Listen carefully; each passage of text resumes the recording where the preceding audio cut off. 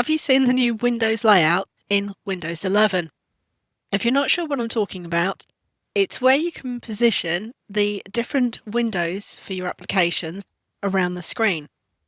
You may be wondering, how does this compare to Windows Snap, which we have from the previous versions? So let's take a look in this video. Hi, I'm Michelle, a computer coach, here sharing tips and tricks on your everyday software to make life that little bit easier. If you find this video useful, then please do give it a thumbs up. And if you'd like to be notified as more videos are released, then remember to hit that subscribe button down below. All of our applications, of course, in Windows appears in a window. We've had the ability to maximize and restore it for years. So here is a standard window. We've had the three options in the top right hand corner: minimize, window, or restore, and the X to close it. We've had that for years. And if you just click on them, mostly the maximize restore button, you can see it still does exactly what it wants. The minimize hasn't changed, and that's all normal. If you can't see your maximize restore button, so that middle one over on the top right corner, here's a quick tip. Anywhere on that title bar, so that's the top line of the window, double click. A double click actually then does either the maximize command, or it brings it back down to the restore the window.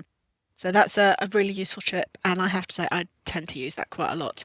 However, have you noticed in Windows 11, when I hover over my button, I now get some layouts. And these are all about how things will appear, or where things will appear on the screen. However, it's not what I actually thought, which is interesting. So what we get is based on the windows that you've got open, and I've got File Explorer, which is what you can see. I've also got Word, Excel, PowerPoint, and I'm actually got Descript, which is what I'm recording this with, all running. So it's actually going to give me a different choice of things. Let's go back to basics though. Let's start with the old snap command, which came in with, so I think it was Windows 7. May have been earlier, but let's say Windows 7. And that's where you click and drag on the title bar. So Windows Snap, what it actually does is it allows me to pre-position the window for a certain percentage of the screen. So if I click and drag, and I want the mouse cursor to basically be off the screen, I usually drag to the left. You can drag to the right as well.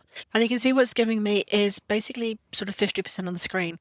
As I let go, it then shows me the other applications that I've got running. So for example, if I want Word, I simply click on it and it takes up the other side, the other 50%.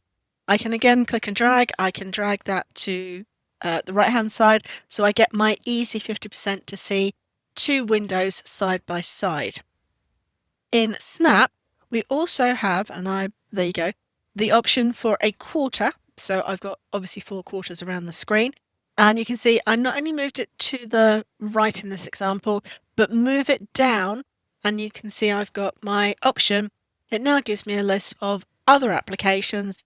So if I want Excel in that other quarter, I can do that. And of course, I can have the 3, whichever way around I want, or I can have all 4.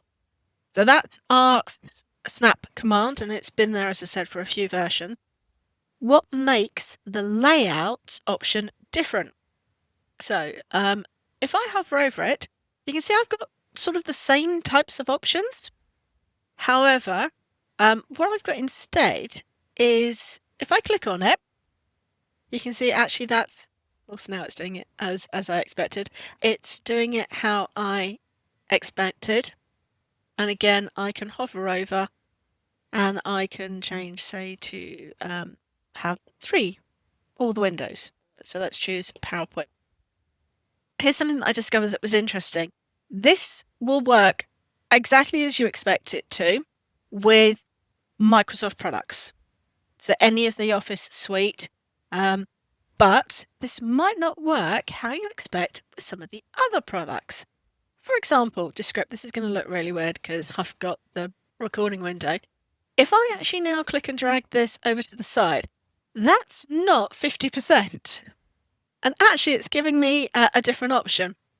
If I now choose, for example, Excel, it only fits it into the little area that's left, the little sliver on the side. So this is quite interesting. If I move it around, it'll only take up that percentage of the screen. It won't let me choose anything else.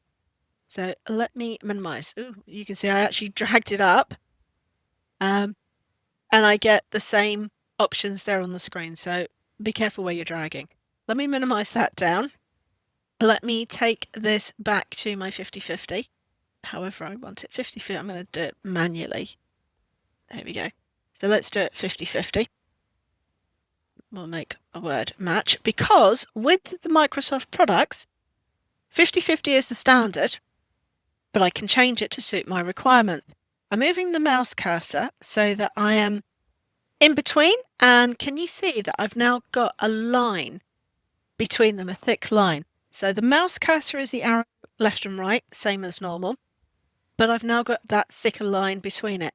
If I click and drag on that, you can see I'm now changing the percentage of the window, how much of the screen each window takes up. So I can have it a little bit more Excel, or of course I can drag it over, have a little bit more Word. Again, this I know is working 100% with Microsoft products.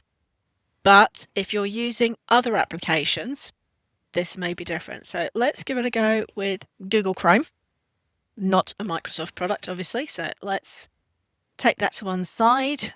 Let's see what this does. Oop. Okay, it's in the quarter. Let's do 50% again. Let's find the mouse cursor. And yeah, so it's going to work with some, but it doesn't necessarily work with all. So remember, it really is going to depend on which applications you're working. So my example is Descript. It won't let me manually resize the snapped windows, but I can still resize to a degree the window itself. When you've got multiple windows, you can get Windows 11 to position them quickly and easily in various percentages of your screen to help you work with multiple files. Hope this has been helpful and not too confusing. If you do have more questions, please put a comment below. I will do my very best to answer. But in the meantime, thank you for watching, and I will see you on the next video.